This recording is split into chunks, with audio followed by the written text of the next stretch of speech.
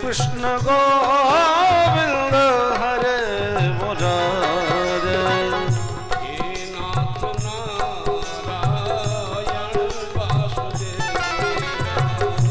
हे नाथ नारायण वासुदेव। हे नाथ नारायण वासुदेव। हे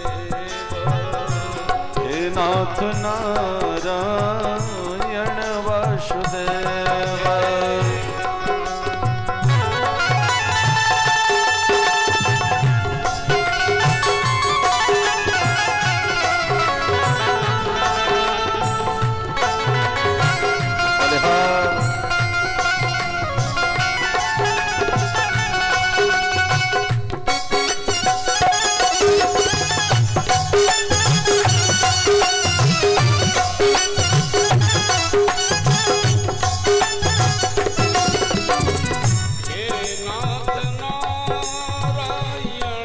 वासुदेव।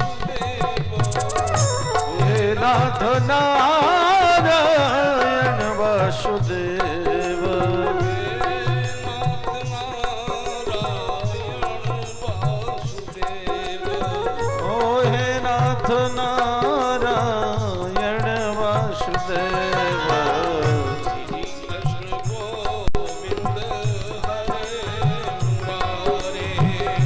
श्री कृष्ण गोविंद हरे मुरारे।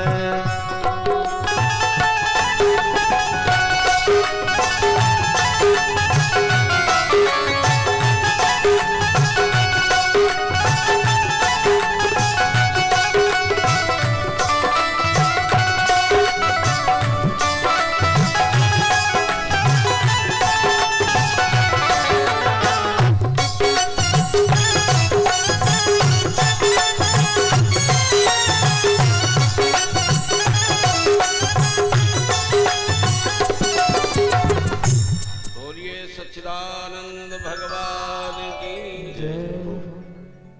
अभी हमारे पूर्व वक्ता आचार्य श्री कृष्ण मुरारी जी शुक्ल जी के श्री मुख से सुना कि भगवान के विवाह। कल एक विवाह हुआ गंधर्व रीति से।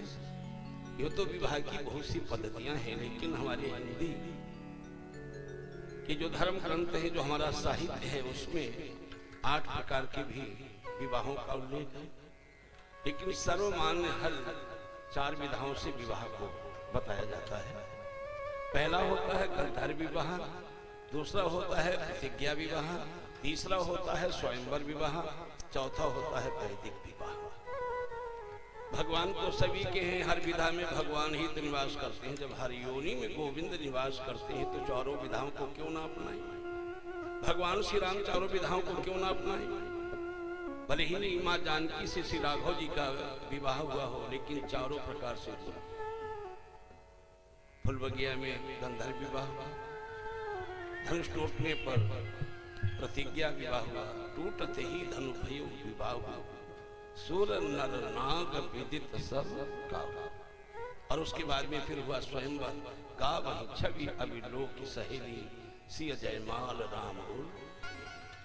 और चौथा विवाह जब पत्रिका गई चक्रवर्ती सम्राट महाराज श्री दशरथ जी गुरुवर विप्र और अपने दोनों बेटे भरत शत्रुघ्न के साथ जब जनकपुर में आते हैं तो चारों भाइयों का विवाह वैदिक विधि से संपन्न होता है। ऐसे ही वही भगवान श्री राम जी जब घनश्याम बनकर के आए तो उन्होंने पहला गंधर्व विवाह हो गया। उसके बाद में भगवान का जो विवाह हुआ है वो बड़ा प्यारा हुआ है जामवती के साथ, जिस विवाह में समानता का एक प्रारूप दिखाया गया है और ये बताया गया है कि भगवान अपने भक्त के लिए क्या नहीं करता। 28 दिन युद्ध करने के बाद जामवंत ने जब भगवान को पहचान लिया, जाने तम सर्वभूतानां प्राणः रोजः सहो बलम् विष्णु पुराण पुरुषं प्रभ विष्णुमधीश्वरम्। तो यहाँ पे स्वयंवर होता है। आप देखिए,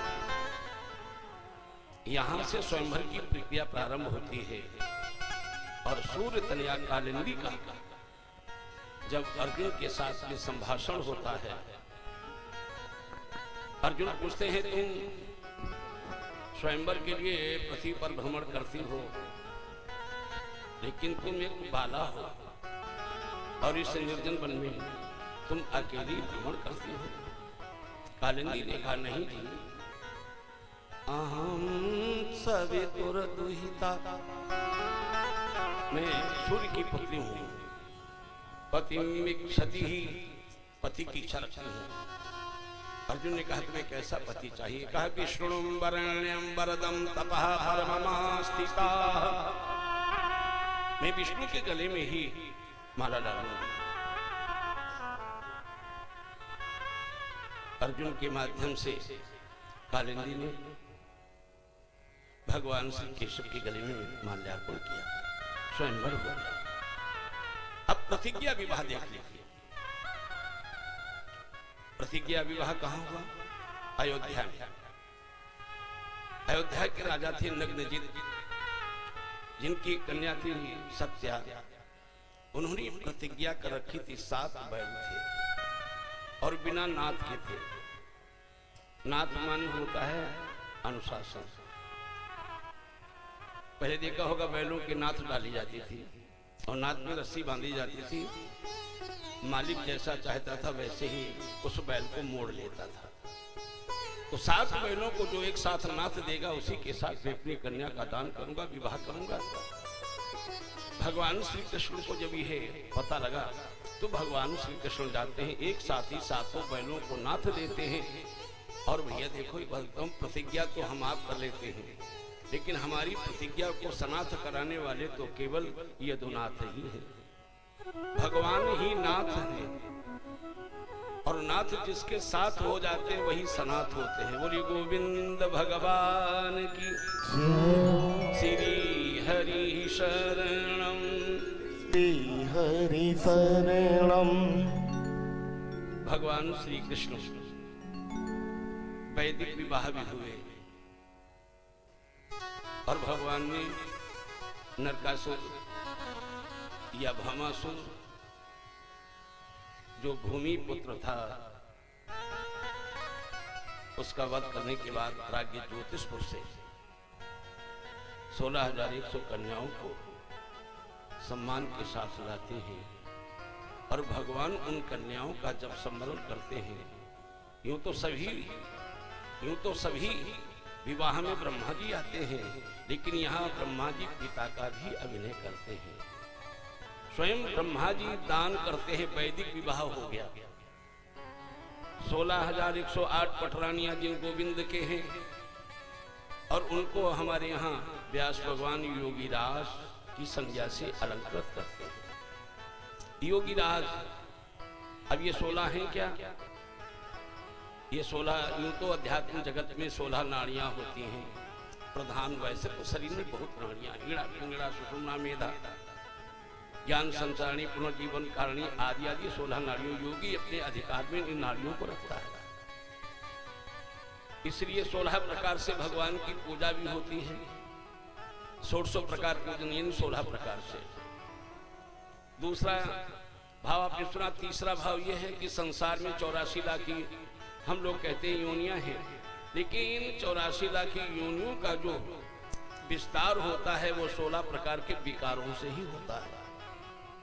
संसार की जो संरचना है उसमें 16 का अंक पूर्ण है। श्रीमद् भागवत महापुराण के 3 स्कंद में ही एक बहुत बढ़िया भाव आता है और उसी प्रकार का 7वें स्कंद में जहां प्रहलाद दरिद्र है वहां भी कथा आती है। माया मनः माया और मन, माया मनः सृजति कर्ममयं बलीया कालेन चोचित गुणानुमतेन पुंसः छन्दोमयेन यद् जयार्पित षोडशारम् संसार चक्रमज कोटि तरे त्वदन्यः। इस असार संसार में ऐसा कौन सा प्राणी है जगत में जिसे जन्म मिला हो, समझ लेना कि वह 16 विकारों का पुतला है। ये 16 हमारे आपके 16 संस्कार भी होते हैं, 16 पूजा के प्रकार भी होते हैं, 16 ही विकार होते हैं और 16 ही देवियों के श्रृंगार होते हैं। 16 श्रृंगार। अब इन 16 को जब हम योग बनाते हैं तो 7 बनता है, 1 6 लाइन जोड़ दो 7 और 7 को हमारे यहाँ सप्त कहा जाता है और सप्त में से आधा पा जो अचहीन है उसको हटा दीजिएगा तो रह जाता है सत। हमारे यहाँ सुक्तियों में, स्मृतियों में कई बार उसका उल्लेख मिलता है, ब्रह्म सत्यम जगन मिथ्या। ये संसार असार है, सत्य तो केवल ईश्वर है। भगवान भूल भावन शंकर जी कथा सुना रहे थे। एक दिन भगवान शंकर ने पार्वती से कहा, पार्वती ने कहा, प्राणेश कथा का तो अंत है नहीं, हरि अनंत, हरि कथा अनंत। पार्वती ने कहा, प्रभु आप कहना क्या चाहते हैं? बोले इन कथानकों का स्वाध्याय करके कहते कहते कहते कहते एक भाव मेरे हृदय में जायमान हुआ है श्री राम की कृपा से। बोले क्या भाव? कहा कि भाव ये जाऊं आया है इस संसार में मैं अपने अनुभव को बोल दूं। पार्वती ने कहा, स्वामी बोलो। भगवान शंकर कहते हैं कि उमा कहाँ हूं मैं अनुभव अपना। कहा उमा कहाँ हूं मैं अनुभव अपना। उमा कहाँ हूं मैं अनुभव अपना।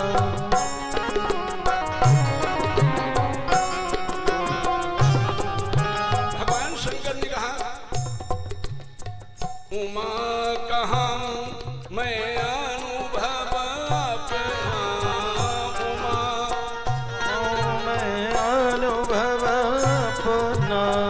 अनुभव अपना क्या? सत हरि भजन जगत सब सपना। सत हरि भजन जगत सब सपना। सत हरि भजन जगत सब सपना। सत हरि भजन जगत सब सपना। सत हरि भजन जगत सब सपना। भगवान इस प्रकार से विवाह करते हैं। इन विवाह की कथा में भगवान का पूर्ण स्वरूप छिपा हुआ है। जैसे हम लोग कहते हैं 16 कला, पूर्ण ब्रह्म अवतार भगवान श्री लीला पुरुषोत्तम घनश्याम श्याम सुंदर। 16,108 पटरानियों के विवाह की संख्या का योग कर लिया जाए तो पूर्ण ब्रह्म भगवान श्री कृष्ण ही है। 8 सिद्धियां ले लो और 8 सिद्धियां हैं और 9 निधियां हैं। देखा जाए तो 9 निधियां भी भगवान है, सिद्धियां भी भगवान ही हैं। 8 1 9 कर दो, शून्य तो बीच में है ना, 1 0 8 9। अष्टधा प्रकृति में पूर्ण रूप से परमात्मा जो व्याप्त है वही परमात्मा ने 16,108 अपने विवाह की। ऐसे भगवान श्री श्याम सुंदर, उनकी कथा को हमेशा सुनने का लक्ष्य बनाओ। कहीं सत्संग नहीं सुनो हो पा रहा है तो पुराणों का स्वाध्याय करो, मानस का स्वाध्याय करो, क्योंकि विकारों की आंधी अनवरत चलती है। कब किस आंधी के माध्यम से आपका संयम बेकार हो जाए। इसलिए भगवान से जुड़े रहने के लिए आपको करना क्या है? वाणी गुणानुकथने, हमेशा भगवान की ही कथा अपनी वाणी से निकालो। जहां बैठो वहां राम राम करो, कृष्ण करो, जो इष्ट है उसका नाम जपो। वाणी गुणानुकथने श्रवण कथाया, यदि कानून से सुनना चाहते हो तो भगवान का यश सुनो, भगवान की कथा सुनो। जीवन को सानंद रखना चाहते हो तो हरि का नाम ही वाणी पर हमेशा रहने दो। वाणी गुणानुकथने श्रवण कथाया, हस्तौ च कर्म सुमनस्तव पादयोर्नः, और हाथों से शुभ कर्म करो। इनके द्वारा किसी को प्रताड़ित मत करो, इनके द्वारा दूसरों की रक्षा करो। हस्तौ च कर्म सुमनस्तव पादयोर्नः, और मन हमेशा भगवान के चरणों में रखिए। स्मृत्वां, अगर स्मरण करना है तो क्या करना है? जैसे हम लोग मन के मन का पे काम काम काम, ये करना ये करना ये करना, वहां से लेना वहां को देना। व्यास भगवान भागवत में लिखते हैं, स्मृत्वां शिरस्तव निवास जगत प्रणामम्, ये हमेशा स्मरण बना रहे, इस जगत में जगदीश छिपा बैठा है। क्यों भाई? सारे संसार में कौन छिपा बैठा है? मेरा मोहन, मेरा माधव, ये स्मरण बना रहे।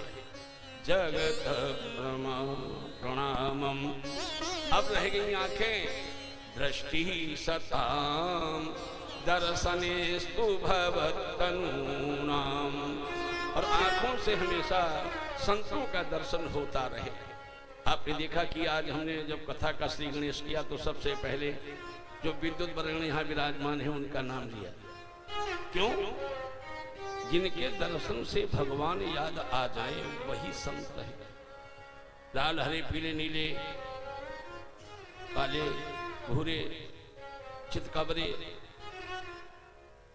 कपड़ा पहन लेने से संत नहीं होता। वो तो एक परिवेश है, एक यूनिफॉर्म है, संप्रदाय प्रतीक है। लेकिन संत जो होता है, जिसको देखने मात्र से भगवान का भान हो जाए, उसी को हम संत भगवान कहते हैं। श्री हरि शरणम, हरि शरणम। देखा होगा किसी संत को आपने तो उसकी पहचान क्या है? चंदन मंदन है, सौ है ना, सहजता है। हम लोग बड़े प्यार से कहते हैं बाबा सीताराम, ओम नमो नारायण महाराज। जिन्हें ये ज्ञान है कि ये दंडी स्वामी जी हैं, ये वैष्णव हैं, ये गिरी हैं, ये पुरी हैं, ये भारती हैं, तो उस आधार पर हम लोग सीताराम जयशंकर की ओम नमः शिवाय बोल देते हैं। लेकिन जो बेचारे अबोध हैं, नहीं जानते हैं, वो एक ही बात कहते हैं, बाबा राम राम, बाबा सीताराम। यही समझना है। दृष्टि सताम दर्शनेस्तु भवतनूनाम, और जो अपने आंखों से संत का दर्शन नहीं करते उनके लिए तो लिखा है, नैनन संत दर्श नहीं देखा, लोचन संत नैनन संत दर्श नहीं देखा, नैनन संत दर्श नहीं देखा, नैनन संत दर्श नहीं देखा, नैनन संत दर्श नहीं देखा, लोचन मोर पंख करी रे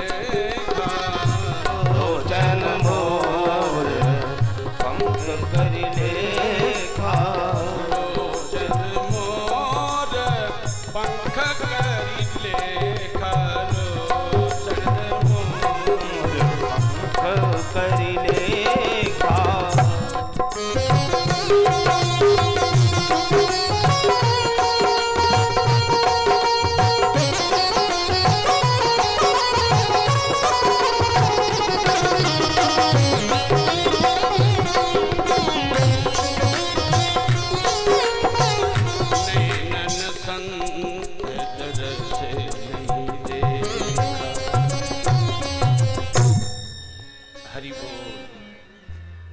भगवान इस प्रकार से विवाह हुए।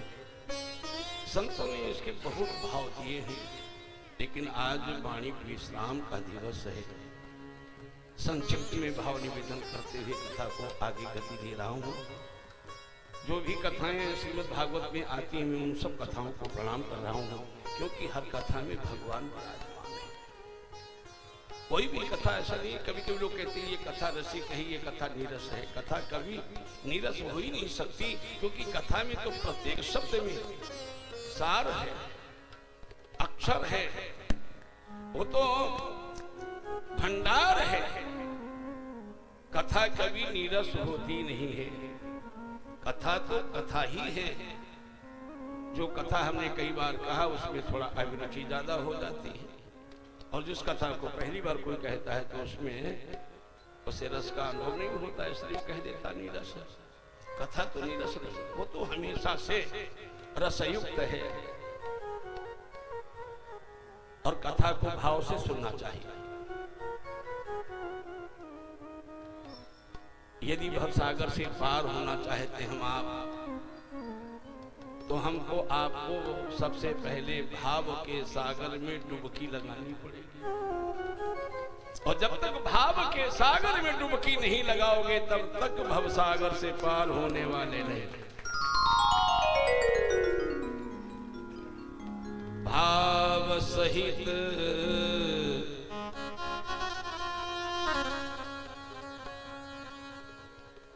हरि कथा करहु श्रवण पुटपान।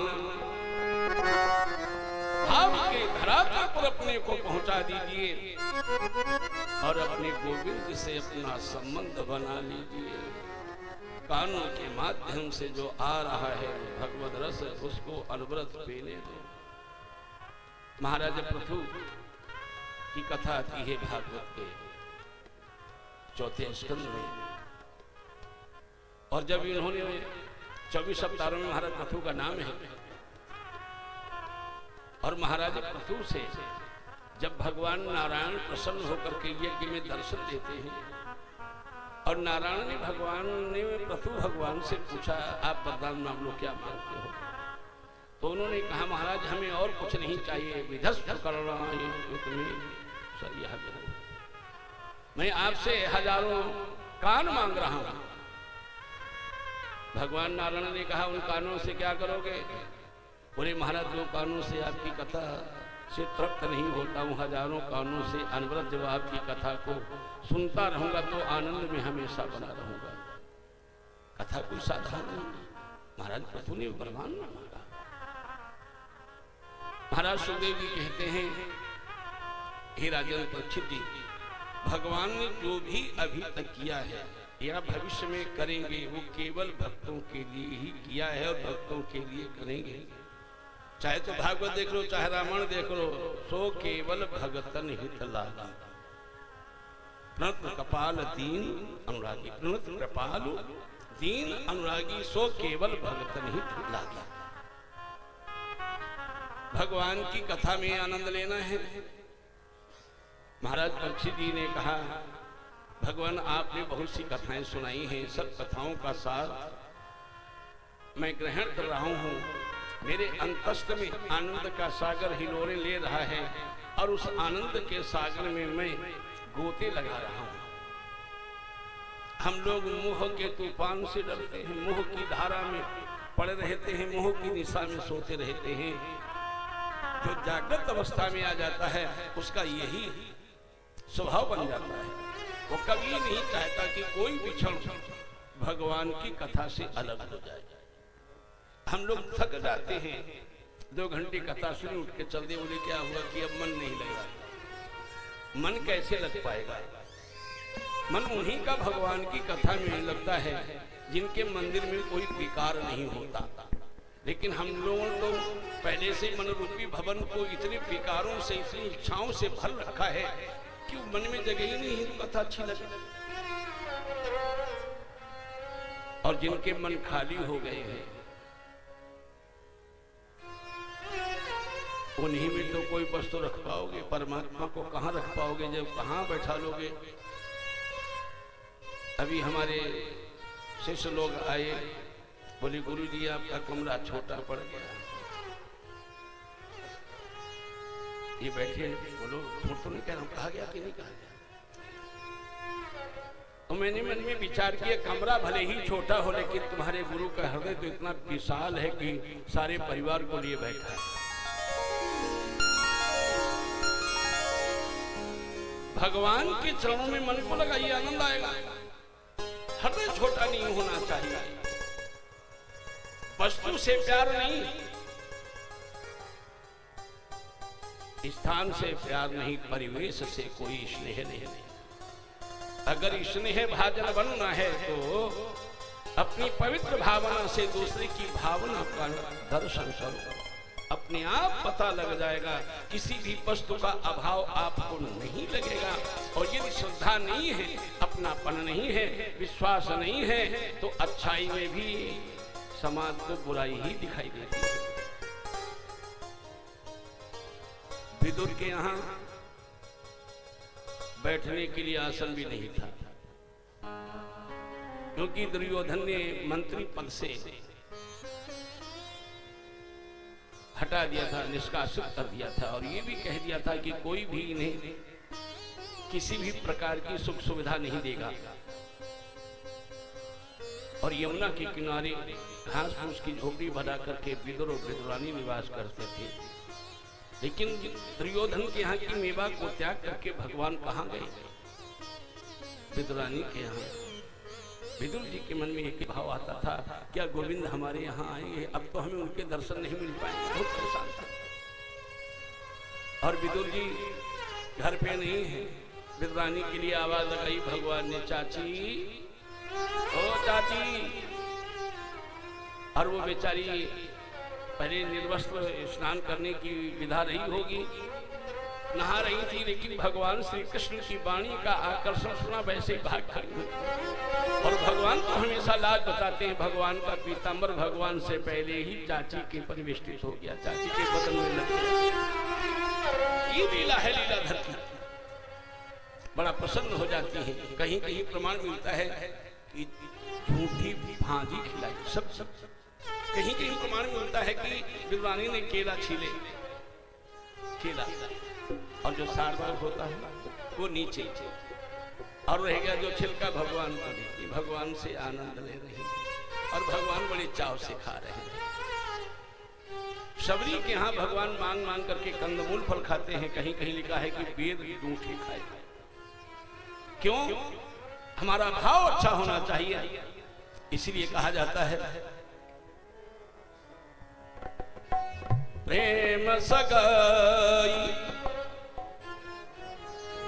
प्रेम सगाई सबसे ऊंची, प्रेम सगाई सबसे ऊंची, प्रेम सगाई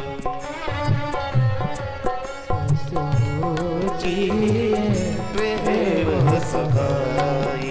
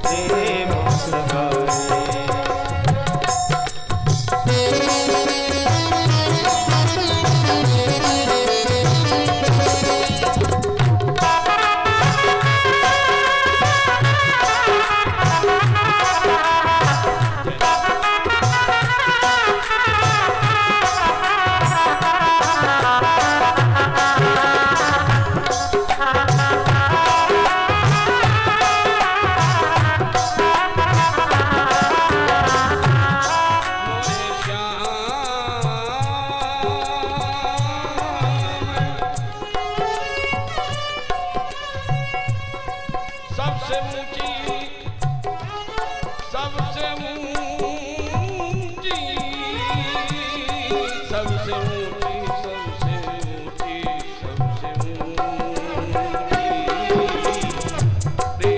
सबसे ऊंची प्रेम सगाई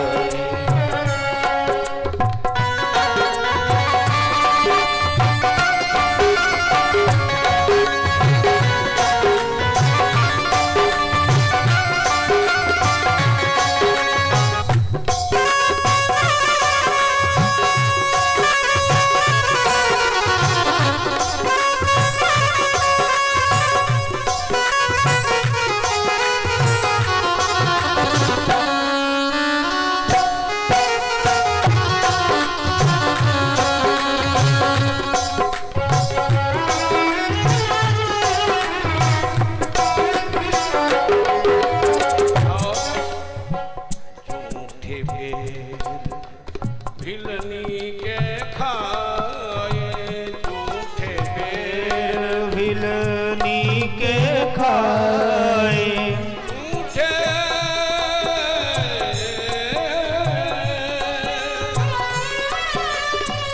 पेड़ भिलनी के खाए बहुविधि करत बड़ाई सबसे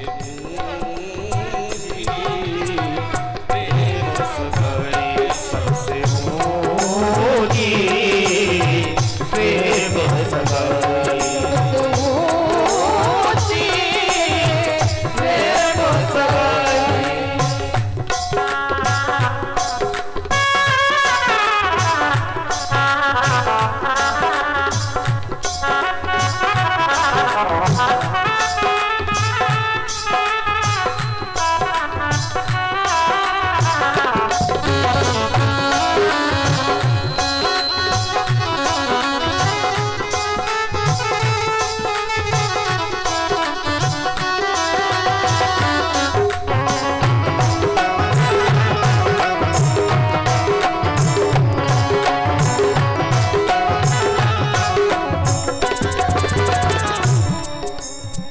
प्रेम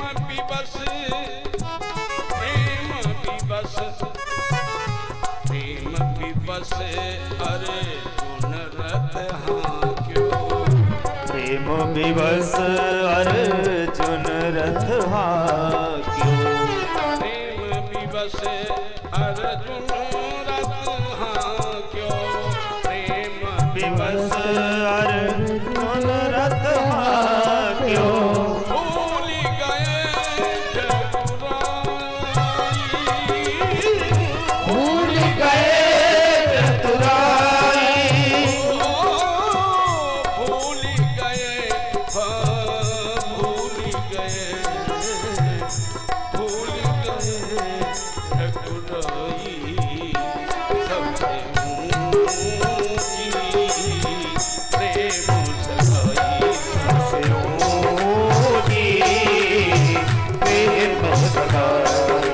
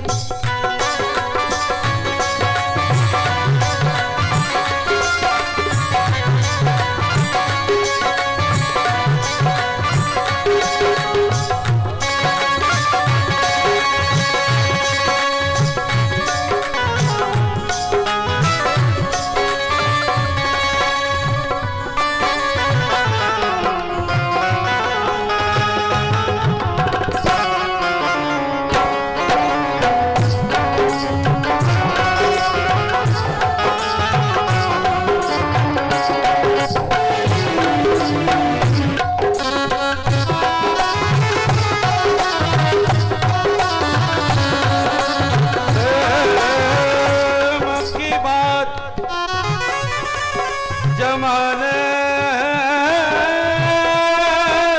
में निराली देख प्रेम से भूलती अंती हुई डाली दे प्रेम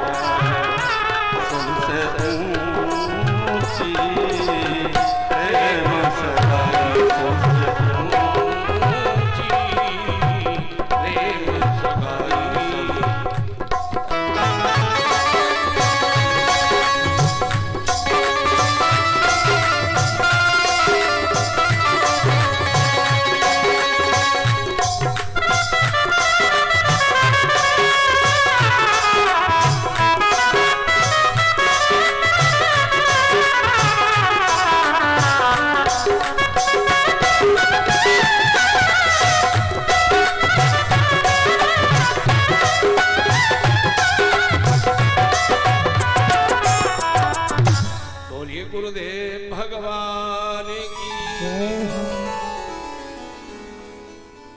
ये संसार में लगन होना चाहिए।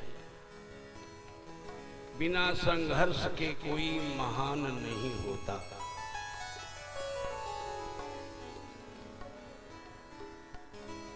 बिना संघर्ष के कोई महान नहीं होता। संक्षिप्त में बात कह दूं, जब तक न पड़े हथौड़े की चोट पत्थर पर, तब तक पत्थर भी भगवान नहीं होता। हमको आपको सभी को भगवान का भजन करना चाहिए। भगवान का भजन करने में ही आनंद है। परीक्षित जी ने हाथ उठ के प्रार्थना किया है, आवाज लगाई है, कथितो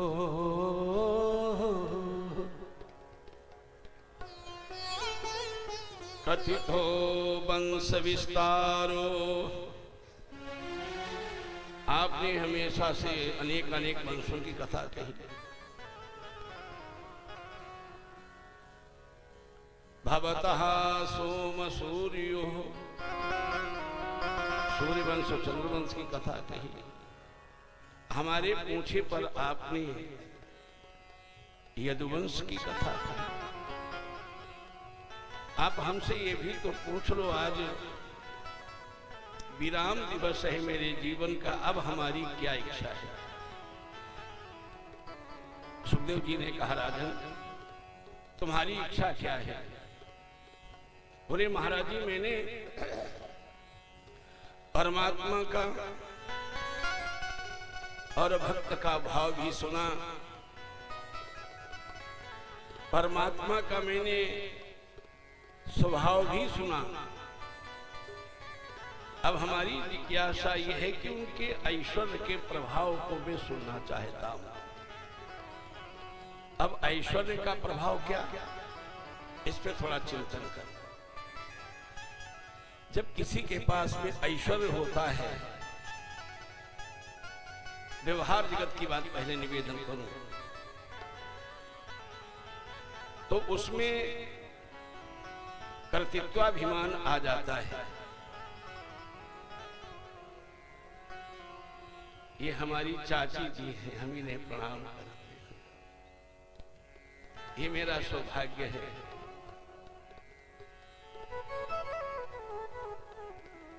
जोर से बोलिए, सनातन धर्म की श्री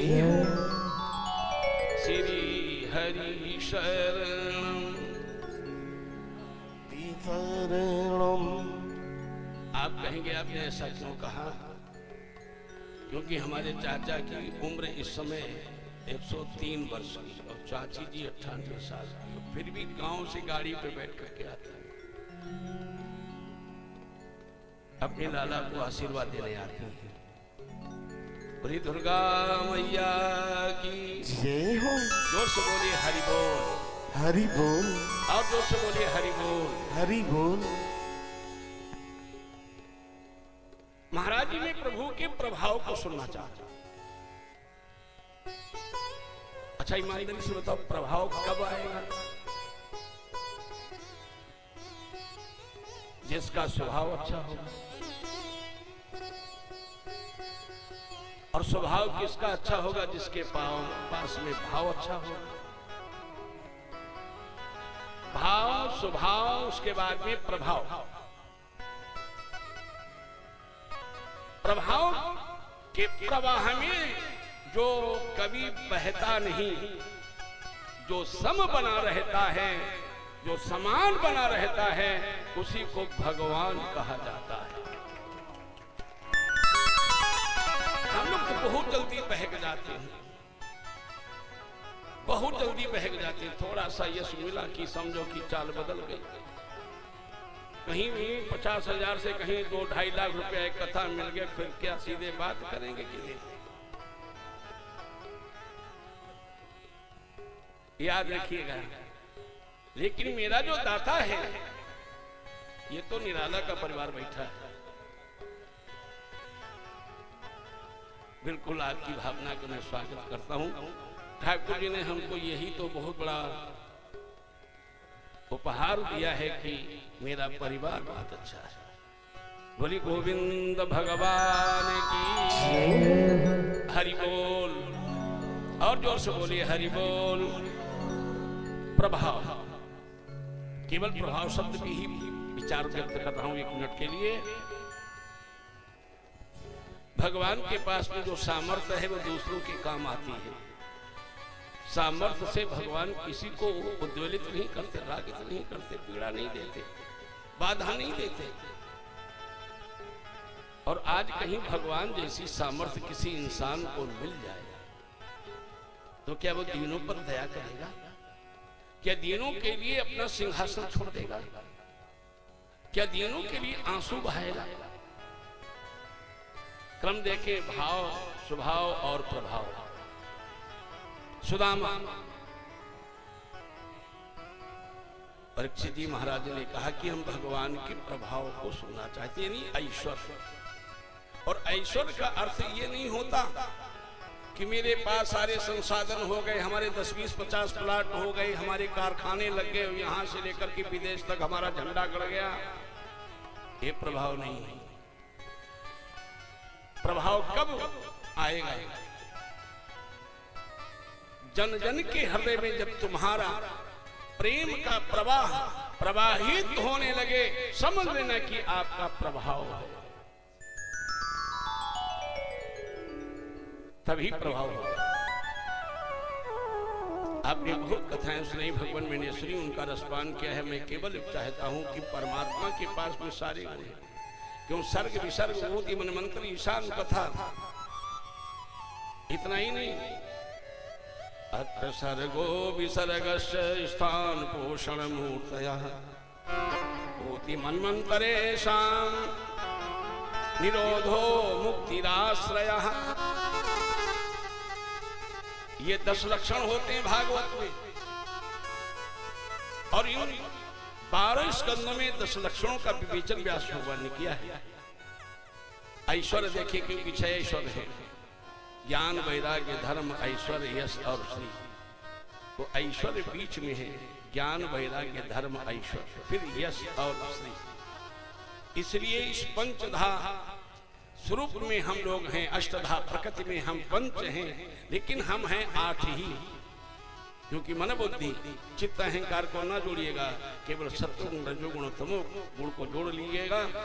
और इन 3 गुणों में शब्द, स्पर्श, गंध, ये जो तन मात्र हैं, रूप, रस, गंध, शब्द, स्पर्श, इनको जोड़ दीजिए 8। लेकिन जब संसार ने हमको 8 का ठाठ बना करके भेजा, लेकिन यहाँ आकर के प्रभु का पढ़ाया हुआ पाठ भूल जाते हैं। अरे हमारे यहाँ तो नीति में यहाँ तक लिखा गया है, कोरंग मातंग पतंग भृंग मीना हता पंच विदेव पंच एकः प्रमादी सकथं न हन्यते या सेविते पंचभिदेव पंच। हमारे दादाजी भी, मैं चाहूंगा कि इधर ही आ जाए तो ज्यादा अच्छा रहेगा। बोलिए सनातन धर्म की। गिनिए, शब्द, रूप, रस, गंध, स्पर्श, 5 तन्मात्राएं, और ये एक एक को लग गई, और जिनके ये लग गई वो अकारण ही बिना मौत ही दुनिया से विदा हो जाते हैं। और हम आप मानव हैं, हमारे आपके पास में ये 5 लगे हुए हैं, और फिर भी हम लोग अमर होना चाहते हैं। अमर वही हो पाते हैं, कौन? जो इन 5 विकारों से दूर हो जाते हैं। रंग मातंग, शब्द का प्रेमी हो जाता हिरन, वीणा की ध्वनि सुनी और अपनी मृत्यु भूल जाता है।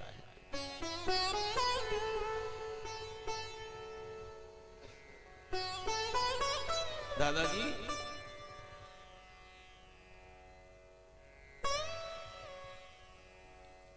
बोलिए गुरुदेव भगवान की।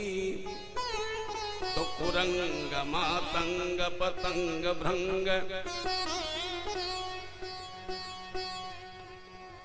हिरन काहे में चला गया? शब्द उसको अच्छा लगता है, काहे का स्वर, वीणा का। मातंग मतंग जिसको कहते हैं हाथी, वो स्पर्श सुख में चला गया।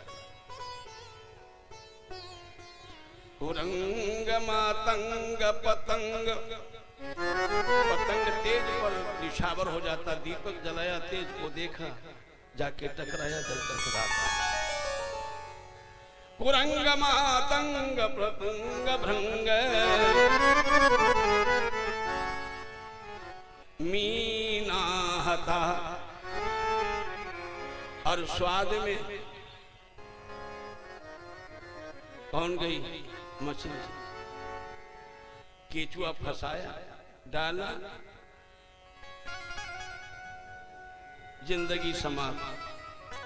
कुरंग मातंग पतंग भृंग, अभ्रंग भौरा पराग लेता है, पराग रस कमल में बैठ जाता है, जो लकड़ी को काटने में सामर्थ्यवान है, लेकिन कमल की पंखुड़ियों को नहीं काटता। और हाथी आता है और उसी फूल को तोड़ता है जिसमें वो भंवर बैठा है। फूल तोड़ा, पैर के नीचे डाला, कुचल दिया, जीवन लीला समाप्त हो गई। यानी एक एक अवगुण, एक एक विकार के कारण इनका विनाश हो रहा है। कुरंग मातंग प्रसंग भंग मीना हतः, पंचभिरेव पंच, केवल 5 में से एक ही आने पर इनका जीवन बेकार हो जाता है। और एक प्रमादी हन्यते, वह क्यों न दुनिया से विदा हो जाए। या सेवते पंचभिरेव पंच, जो 5 प्रकार के विकारों को अपने साथ हमेशा रखता है। लोग कहते हैं वो अमर हो जाए, कैसे अमर हो पाएगा? वो नहीं हो पाएगा। इसलिए भागवत की कथा का आनंद लीजिएगा। सुदामा चरित्र। सु माने ज्ञान, दाम माने बंधन। ज्ञान के बंधन में जो आबद्ध हो जाता है, जो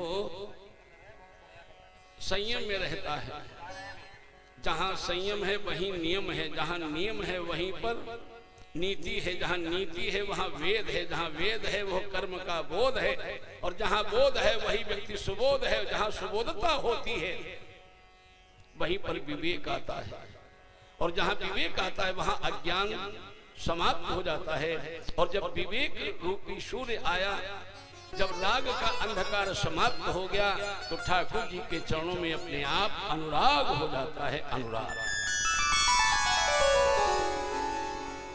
एक सुदामा का यह सुंदर स्वरूप है। देखा होगा गीतकार भी यही कहा करते हैं,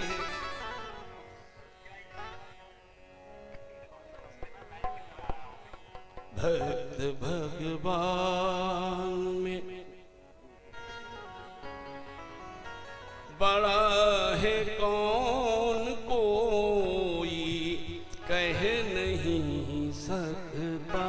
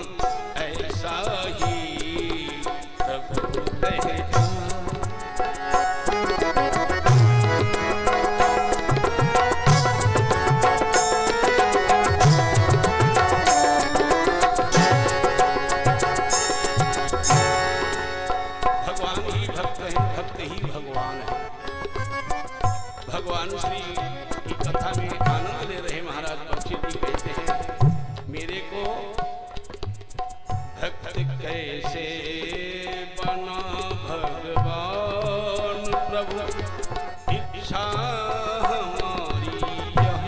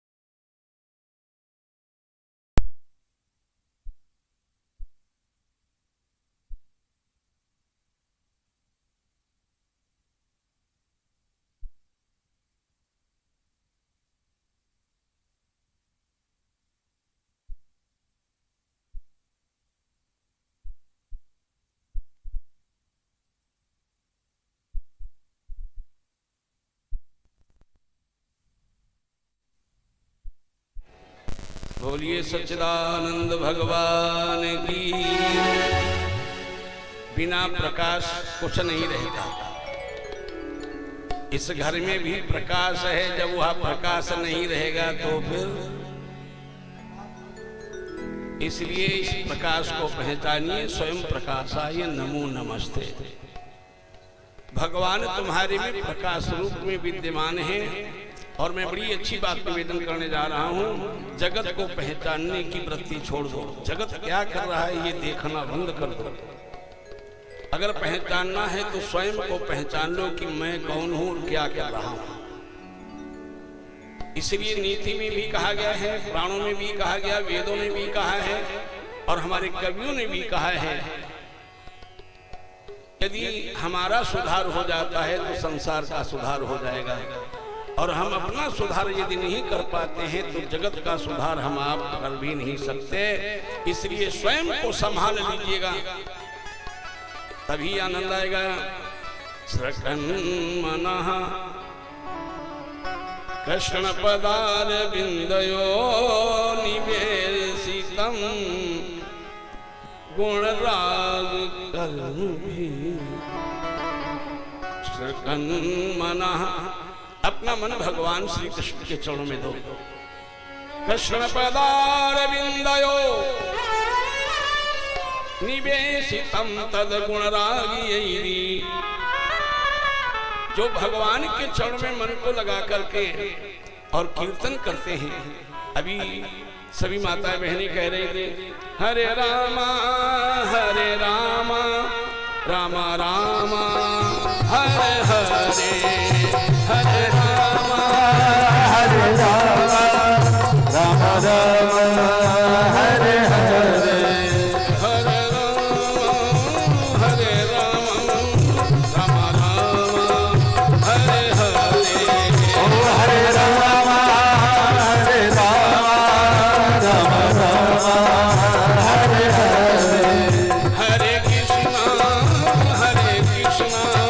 कृष्णा कृष्णा हरे हरे, हरे कृष्णा कृष्णा कृष्णा हरे हरे।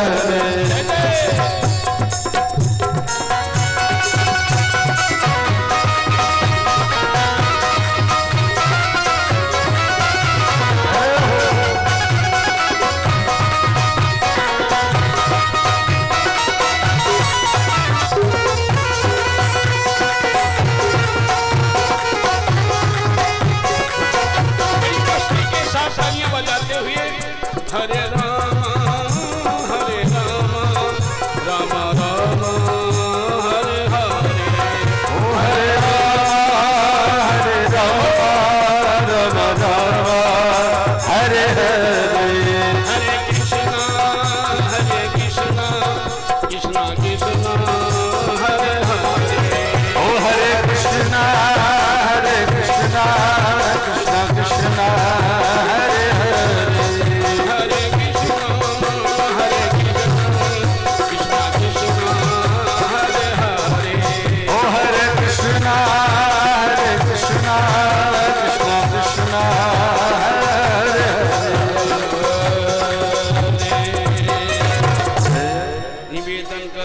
सकन्मनः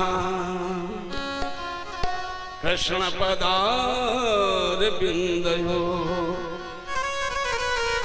निवेशितं तद्गुणरागियै। जो भगवान के रंग में रंग जाते हैं, जिनकी वाणी से हमेशा परमात्मा का नाम निकलता है। किसी व्यक्ति ने व्यास जी से पूछा, अनवरत भगवान का नाम लेने से लाभ क्या है? बोले नाते यमं पाशभृतश्च तद्भटा। व्यास भगवान लिखते हैं भागवत में, यमराज के पास में भट्ट माने योद्धा ऐसा कोई नहीं है जो तुमको इस धरा से बांध करके संयमीपुरी में ले जाए। नाते यमं पाशभृतश्च तद्भटान् स्वप्ने विपश्यन्ति जीर्ण निष्कृताः। स्वप्न में भी यमराज तुम्हारी ओर देख नहीं सकते। क्यों? हरि नाम लेने वाले के हृदय में कभी पाप नहीं ठहरता और संयमनीपुरी में बही जाते हैं जो पापी होते हैं। बोलो गोविंद भगवान की। अब प्रभाव की चर्चा ही चल रही है। सुदामा ने क्या किया? बोले हरि नाम ही तो लिया है। बचपन ब्रह्मचर्य में गया, विद्याध्ययन भी हुआ, क्योंकि यज्ञ के संस्कार के बाद में विद्याध्ययन हुआ। जब लौट करके घर में आए तो इनका पाणी ग्रहण संस्कार हुआ। इनकी पत्नी थी, बहुत सुंदर थी, बड़ी सुशील थी, संस्कारों से संपन्न थी। अपने पति से कभी कोई मांग नहीं करती थी, साधना में सहयोग करती थी। जिस परिवार की धर्म पत्नी, जिस पुरुष की धर्म पत्नी अपने पति का धर्म के मार्ग में सहयोग करती है तो सहयोग, ध्यान देना, सहयोग दोनों का योग बना। और दोनों जब योग में आए तब एक बना। जब दोनों विचार जब एक हो गए तो परमात्मा से योग हो गया। यानी सहयोग का प्रयोग जब हुआ तो योगीराज गोविंद से संबंध पैदा हो गया, संबंध बना। हमारे यहाँ पुराणों में लिखा जाता है कि गर्गाचार्य की कन्या, इनका नाम कौमुदी था, सुशीला नहीं। गर्गाचार्य की बेटी है, सुदामा को ब्याही है, कौमुदी नाम है। लेकिन इनका आचरण इतना बढ़िया था, सभी से मैत्री भाव था। दरवाजे पर कोई भी आ जाता उसको सम्मान मिलता था। कोई भी द्वार से अतिथि भूखा नहीं जाता था। याद रखिएगा, गृहस्थ धर्म का पालन करना चाहिए। सुशीला देखने में भले ही निर्धन हो, धन का अभाव हो, लेकिन मन में इतना अच्छा भाव था कि अभ्यागत कभी भी हताश, उदास, निराश होकर के द्वार से नहीं जाता था। और हमारे यहाँ व्यासी तो महाभारत में बहुत बढ़िया बात लिखते हैं कि चांडाल किसे कहते हैं। बोले चांडाल उसे कहते हैं दूरागतम पथिक्रांतम रथा जग्रहागतम अनर्जितो यो भुंक्ता सबई चांडाल उच्यते। किसी व्यक्ति के दरवाजे पर भोजन का समय हो, कोई अतिथि आकर के दरवाजे पे बैठ गया तो अतिथि का स्वागत करना परम कर्तव्य है। गृह मालिक को उस व्यक्ति के पास जाकर के हाथ जोड़ करके भोजन के लिए प्रार्थना करना चाहिए। भोजन का समय है, भोजन करो। दरवाजे पर कोई व्यक्ति भूखा बैठा रहा, अपना कपाट बंद कर लिए, भीतर जाकर के आपने 56 भोग खा लिए, ठाकुर जी की दृष्टि में आपका कोई स्थान नहीं। व्यास भगवान कहते हैं अनर्जित्वा यो भुंक्तो, बिना अर्चन वंदन किए हुए उसे भोजन दिए बगैर ही जो भोजन करते हैं, बोले सबई चांडाल उच्यते, वही सब चांडाल कहे जाते हैं। इसलिए अभ्यागत का स्वागत होना चाहिए, द्वार पर आना चाहिए। बोलिए सांवरे सरकार की, जोर से बोले श्री हरि शरणम, श्री हरि शरणम, श्री हरि शरणम। श्री हरि शरणम। भगवान की कथा का आनंद देखिएगा, क्योंकि ज्ञान रूपी दीपक की चर्चा ही चल रही है और हमारे बहुत अपने प्रिय अभिन्न अंग अलीगंज से चेयरमैन महोदय श्री प्रदीप कुमार जी गुप्ता, आज वो भी आए। कल फोन आ रहा था कि हम जरूर आएंगे, और इनके यहाँ जाने कितने बार हम राम कथा कहने जा चुके हैं। बोलिए गोविंद भगवान की, जोर से बोलिए। श्री हरि शरणम, श्री हरि शरणम, श्री हरि शरणम, श्री हरि शरणम। बोलिए सच्चिदानंद भगवान की। निवेदन कर रहे हैं आप सभी से, भगवान श्री बांके बिहारी का ध्यान करते हुए कथा का रसपान करें। लिखा है कृष्णस्यासीत् सखा कश्चित् ब्राह्मणो ब्रह्मविद्तमः। जैसे हमारे विप्र महोदय हैं